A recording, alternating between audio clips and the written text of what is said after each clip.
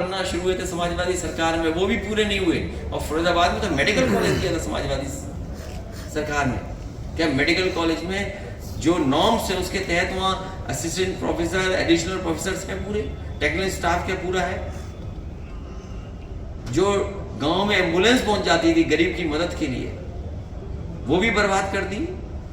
Police के लिए 112 दिया जो 100 नंबर था पहले। क्या 112 करने से पुलिस में सुधार आ गया? भ्रष्टाचार चरम सीमा पर। नोटबंदी अगर दोनों मिला लेंगे हम, पहले वाली नोटबंदी और 2000 रुपए की नोटबंदी, तो दुनिया का सबसे करप्ट डिसीजन अगर कोई था तो वो नोटबंदी था। सबसे बड़ा भ्रष्टाचार अगर कोई हुआ है तो वो नोटबंदी के समय पर हुआ। ये तो कह रहे थे कि 2000 में चिप लगा हुआ है। क्या 2000 रुपए जो लोगों ने निशानी के रूप में रखा है, क्या वह ड्रोन से ढूंढवाएंगे वो लोग? सोचिए, खुद ही छापा, खुद ही बंद कर दिया। कितना बड़ा घोटाला किया इन्होंने। 2000 रुपया खुद ही छापा, खुद ही बंद कर दिया। इसलिए ये सरकार बचने वाली नहीं है। जो लोग लाल किले से झूठ बोलते हों, जो लाल किले में अपना ही वादा याद न रखते हों, उनको जनता इस बात सबक सिखाएगी। हम लोगों ने रामायण महाभारत पढ़ी है समय समय पर। आजकल जितनी प्लेटफॉर्म्स हैं उस पर जानकारी हासिल है। माँ सीता का हरण हुआ, रावण खत्म हो गया। चीर हरण हुआ महाभारत में, कौरव खत्म हो गए। अगर मणिपुर में हमारी बहनें और बेटियों के साथ ये व्यवहार हुआ है तो आधी आबादी भारतीय जनता पार्टी को वोट देने नहीं जा रही है। इस बार दिल्ली से भी जाएंगे, यूपी से भी जाएंगे। 14 में आए थे, 24 में चले जाएंगे। यही कार्यकर्ता जब गांव में बूथ पर पार्टी के नेताओं की कही हुई बात और किस तरीके से आने वाले समय में चुनौतियां हैं वो बात अगर रखेंगे तो समाजवादी पार्टी से लोग जुड़ेंगे भी और समाजवादी पार्टी के बूथ स्तर पर बड़ी ताकत बनकर के आएगी। ये लोकसभा वो है जो समाजवादियों का गढ़ माना गया है। मेरी तरफ जो बाएं बैठे हैं वो भी यहाँ से सांसद रहे हैं, मैं भी सांसद रहा हूँ, अक्षय भी सांसद रहे हैं। और जब 24 में रिजल्ट आएगा तो समाजवादी पार्टी का ही सांसद होगा। जो लोग बड़ी बड़ी बातें कर रहे हैं, $1 ट्रिलियन इकोनॉमी की, किसान की आय दोगुनी करने की, बेरोजगारों को नौकरी और रोजगार देने की, और जिस तरीके से महंगाई बढ़ रही है, और लगातार जब हम पीछे मुड़ करके देखते हैं इस सरकार की नाकामियों को देखते हैं, ना किसान की आय दोगुनी हुई, ना नौजवान को नौकरी रोजगार मिला, और महंगाई रोक नहीं पा रहे हैं। जो समय समय पर इन्होंने इवेंट्स किए, इन इवेंट के माध्यम से एमओयू जो किए, अभी तक कोई एमओयू जमीन पर उतरता नहीं दिखाई दे रहा है। और जो बात कही गई थी कि 33 लाख करोड़ से ज्यादा के एमओयू हुए हैं, वो आखिरकार एमओयू कहां रुक गए? यही सरकार जो बुंदेलखंड में कह रही थी कि हम मिसाइल्स बनाएंगे, टैंक बनेंगे, एयरक्राफ्ट के पार्ट्स बनेंगे, एयरक्राफ्ट बनेंगे, लेकिन सोचिए 10 साल दिल्ली के पूरे हो गए और जब 24 का चुनाव होगा तो लगभग 7 साल उत्तर प्रदेश की सरकार के पूरे हो जाएंगे। आप ही बताने लगोगे फिर हम शिविर में क्या करेंगे? अगर आप ही हमें बताने लगोगे हमें क्या करना है, अरे हर चीज का भी समय होता है, समय के हिसाब से चीजें होंगी। राहुल गांधी अमेठी से चुनाव लड़ रहे हैं, प्रियंका गांधी और वाराणसी से चुनाव लड़ेंगे। ऐसे में इंडिया गठबंधन आप पार्टी 2 जगह सीटें छोड़ेंगे क्या? अभी गठबंधन और सीटों पे बात उतनी नहीं हुई जितनी आप बना रहे हो। जिस समय सीट पर बात होगी तो आपको जानकारी हो जाएगी कौन कहाँ से लड़ेगा। लेकिन मैं आपको कह करके जा रहा हूँ, इंडिया गठबंधन पीडीए के साथ 80 की 80 सीटें भारतीय जनता पार्टी को हराने जा रही है। सर एमपी में 100 विधायक भारतीय जनता पार्टी ने अपने भेजे हैं, क्या लगता है कि चुनाव में एमपी के चुनाव में कितना बड़ा फायदा मिल सकता है? क्या ये 100 विधायक? उत्तर प्रदेश से 100 विधायक मध्य MP प्रदेश भेजे में गए हैं। कैंपेनिंग के लिए गए हुए हैं। वो इसलिए गए हुए हैं कि जैसी हार वहाँ होगी वैसी हार उनकी यहाँ भी होगी, तो हार देखने गए हैं। सर बिहार में हत्याओं का सिलसिला जारी है। 7 दिन पहले एक दरोगा की हत्या हुई, उसके बाद पत्रकार की हत्या हुई और उसके बाद कल एक शिक्षक की हत्या हुई। आखिर क्या लॉ एंड ऑर्डर की बिहार में समस्या है? मैं ये सवाल इसलिए पूछ रहा हूँ कि अब आम चुनाव, पूरे देश का एक चुनाव होने वाला है। लॉ एंड ऑर्डर पे बड़ा अच्छा पूछा आपने। आज का अखबार तो कोई तो पढ़ा होगा आपने, कोई अखबार तो पढ़ा होगा। क्या वजह है कि आप कहते हो कि दुनिया का सबसे बड़ा चैनल है, लेकिन किसी हत्या के बारे में यूपी में हुई है उसके बारे में कोई चर्चा नहीं करते आप तो मुद्दा उठाएंगे ना? नहीं, मैं उठाऊं ना उठाऊं, लेकिन आपकी भी तो जिम्मेदारी बनती है। मैं उठाऊं नहीं उठाऊं, लेकिन आपकी क्या जिम्मेदारी बनती है? और जब से 112 हुआ, क्या पुलिस ने अपना दाम नहीं बढ़ा लिया? और यहीं पर सोचो किसकी हत्या हुई थी, इसी जिले में। आपने कितना अपने चैनल पे चलाया था? क्या ब्रेकिंग न्यूज चलाई थी? क्या किसी से इस तरह का सवाल पूछा था आपने कि बिहार में घटना हो गई, यहां तो पुलिस का कौन सा अधिकारी मारा गया था? दरोगा मारे गए, सोचो। और आप चुप रहे दरोगा मारने पर। सर फुल डे खबर चली थी, पैकेज बन के चली थी और उसका सहयोगी ही उसका हत्यारा निकला था। उससे क्या, हत्या तो की ना किसी ने। और फिर यूपी में कितनी घटनाएं गिनाऊं मैं आपको, अगर आज ही की देख लें और अगर एनसीआरबी का आंकड़ा ही देख लें हम, तो सबसे ज्यादा कस्टोडियल डेथ अगर कहीं हो रही है तो यूपी में हो रही है। इसमें कहीं गई थी जो वादे किए गए थे, और अभी तो घोषणा पत्र इनका पलटा नहीं हम लोगों ने। जो जो घोषणा पत्र में इन्होंने बातें लिखी थी, एक भी बजट के माध्यम से पूरी नहीं हो पा रही।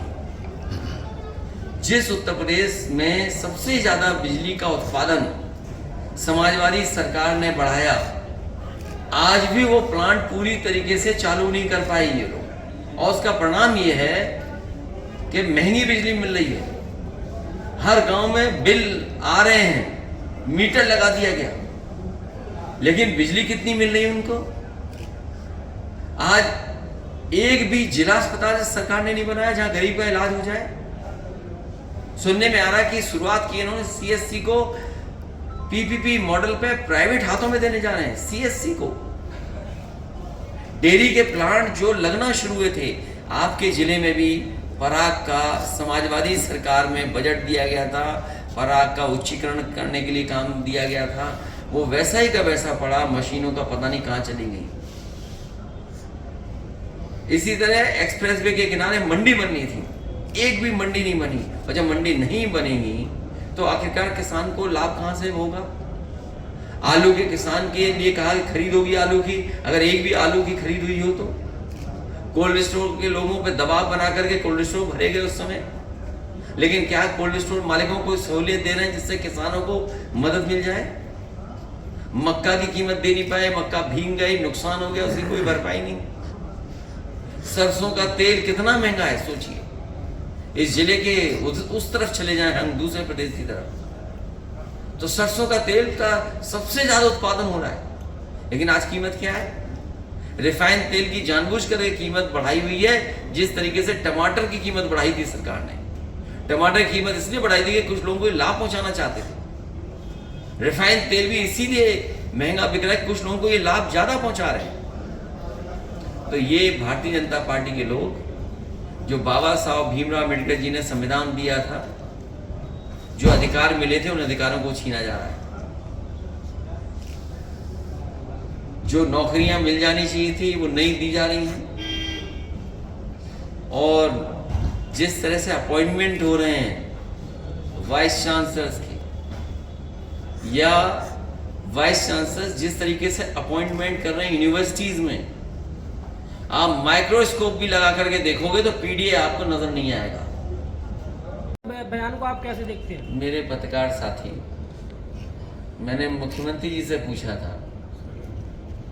कि आपने सबसे पहले परिवारवाद शुरू किया, मुझसे पहले आप सांसद बन गए, और न केवल सांसद बन गए, बल्कि आपने मठ के सबसे बड़े अधिकारी भी बन गया।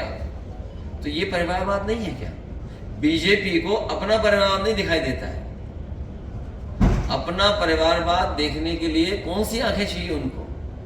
ये मुद्दा कोई नहीं है। मुद्दा है महंगाई का, मुद्दा है बेरोजगारी का, जो आज बिजली नहीं आ रही, जो महंगी बिजली है, जो हाथों में काम नहीं, रोजगार। और खासकर फिरोजाबाद सोचिए आप, याद होगा समाजवादी सरकार में हम लोगों ने फैसला लिया था कि यहाँ पर ग्लास सिटी बनाएंगे। और ग्लास सिटी इसलिए बनाना चाहते थे क्योंकि यहाँ से जुड़े हुए मजदूर लाखों की संख्या में जो कारोबार करते हैं, जो हमारे आर्टिसंस हैं, जो हमारे कारीगर हैं, किस दहने किस स्थिति में वो काम करते हैं। फर्नेस के सामने, कोयले की फर्नेस, गर्मी के सामने उनको न जाने क्या क्या उनके फेफड़ों में चला जाता है। तो जो उनका जीवन स्तर होना चाहिए बेहतर, वो नहीं बन पाया।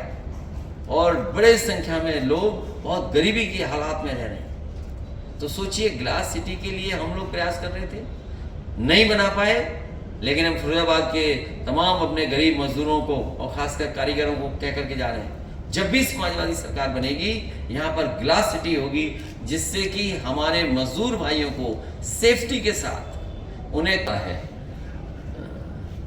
मैं आप ही से जानना चाहता हूं कि वो नेता का नाम आप बताएं जिस नेता ने ये कहा हो कि देश के प्रधानमंत्री सबसे झूठे प्रधानमंत्री हैं, जिन्होंने मुख्यमंत्री जी के लिए गाना गाया हो कि चल सन्यासी मंदिर में।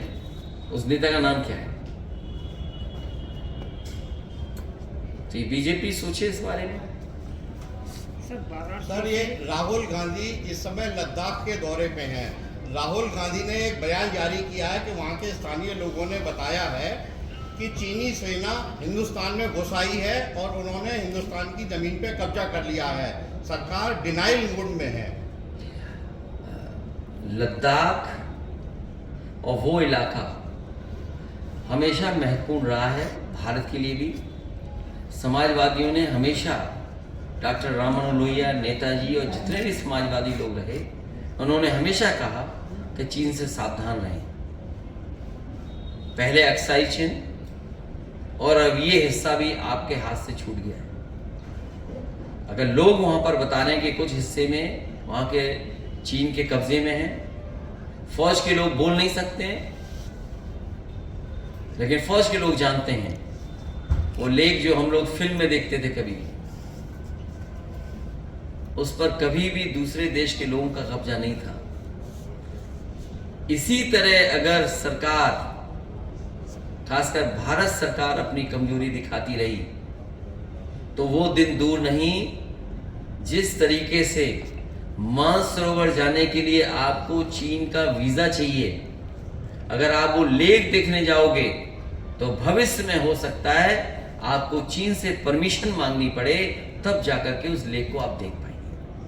अजय जी, एक सवाल और है। घोसी उपचुनाव में भारतीय जनता पार्टी के प्रत्याशी दारा सिंह पर अभी कुछ देर पहले काली स्याही उनके मुंह पर फेंकी गई है। बहुत दुखद घटना है कि किसी भी पॉलिटिकल लीडर के ऊपर इस तरह का व्यवहार कोई करे। आखिरकार भारतीय जनता पार्टी की इतनी बड़ी पुलिस की फौज क्या कर रही है? और आज के समय पर कोई इस तरह का व्यवहार करे, इंक फेंक जाए और पकड़ा ना जाए, उसकी जानकारी ना हो। कहीं ऐसा तो नहीं भारतीय जनता पार्टी दूसरे दल पे आरोप लगा रही हो? वो आरोप इसलिए लगा रही हो क्योंकि वहां की जनता जागरूक हो गई है। वहां की जनता भारतीय जनता पार्टी को इस बार सबक सिखा